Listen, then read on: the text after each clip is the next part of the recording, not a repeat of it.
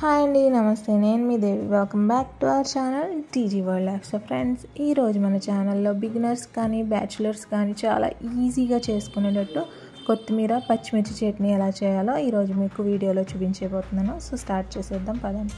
దానికోసం నేను ఈ విధంగా ఒక కొత్తిమీర కట్టని తీసుకొని దీంట్లో ఏమైనా పోయిన ఆకులు ఉంటే తీసేసుకొని చక్కగా వాష్ చేసుకొని ఈ విధంగా చాప్ చేసేసుకున్నానండి. అండ్ దీంట్లోకి సరిపడా 4 నుంచి 5 వరకు పచ్చిమిర్చిలు అయితే నేను తీసుకున్నానండి.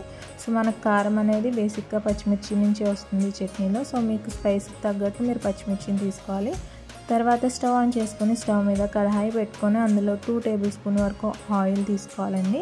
అండ్ దాంట్లో మనం ఈ విధంగా తీసుకున్న పచ్చిమిర్చిని మధ్యలోకి కట్ చేసి యాడ్ చేసుకొని కొద్దిగా ఫ్రై చేసేసుకోవాలండి. సో చూసారు కదా, ఈ విధంగా చక్కగా ఫ్రై చేసేసుకోవాలి పచ్చిమిర్చిని. అండ్ తర్వాత ఇందులో నేను ఒక 4 నుంచి 5 వరకు వెల్లుల్లి రెబ్బలు కూడా యాడ్ చేసుకుంటున్నానండి. మీరు కావాలంటే మిక్సీ పట్టేటప్పుడు డైరెక్ట్గా పచ్చివి కూడా యాడ్ చేసుకోవచ్చు, బట్ నేను కొద్దిగా ఫ్రై చేసి తీసుకుంటున్నానండి. ఇవి కూడా కొద్దిగా కలర్ చేంజ్ అయ్యాయి అన్నప్పుడు దీంట్లో 1 టేబుల్ స్పూన్ వరకు జీలకర్ర వేసుకొని దాన్ని కూడా ఒకసారి ఫ్రై చేసేసుకోవాలండి చక్కగా. చూసారు కదా, ఈ విధంగా ఫ్రై చేసుకొని దీన్ని మొత్తాన్ని తీసుకొని బాగా ఫ్రై అయిపోయాక ఒక బౌల్లో వేసుకొని పక్కన ఉంచుకున్నామండి చల్లారడానికి. సో తర్వాత నేను ముందుగా తీసుకున్న ఆయిల్ నాకు కడాయిలో సరిపోయిందండి. సో మీకు కావాలంటే కొద్దిగా ఎక్స్ట్రా ఆయిల్ వేసుకోవచ్చు.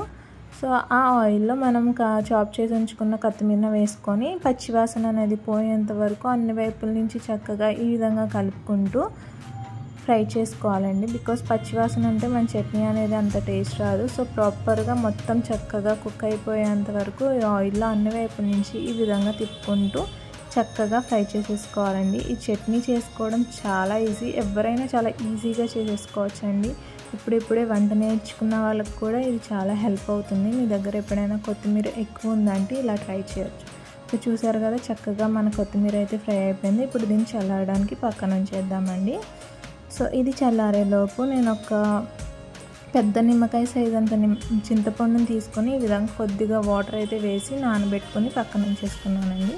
సో తర్వాత ఇవి చల్లారిపోయాక మనం ముందుగా వేయించి పెట్టుకున్న పచ్చిమిర్చి, వెల్లుల్లి, జీలకర్ర, కొత్తిమీర ఇవన్నిటిని ఒకసారి మిక్సీ జార్లో వేసేసుకున్నామండి. అండ్ అదేవిధంగా మనం నానబెట్టుకున్న చింతపండు కూడా వేసేసుకున్నాం. అండ్ ఇందులో 2 నుంచి 3 టేబుల్ స్పూన్ వరకు బెల్లం తురుమండి.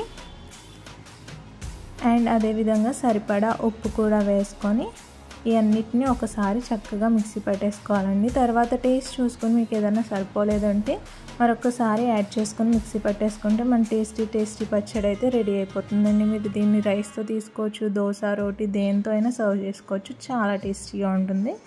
అండ్ సో చూసారు కదా ఫ్రెండ్స్, ఈ వీడియో మీకు ఎలా అనిపించింది నాకు కామెంట్ చేయండి. అండ్ మన ఛానల్ని లైక్, షేర్, సబ్స్క్రైబ్ చేసుకోవడం మర్చిపోకండి. మరొక వీడియోతో మళ్ళీ కలుద్దాం. Till then love you all. Bye friends.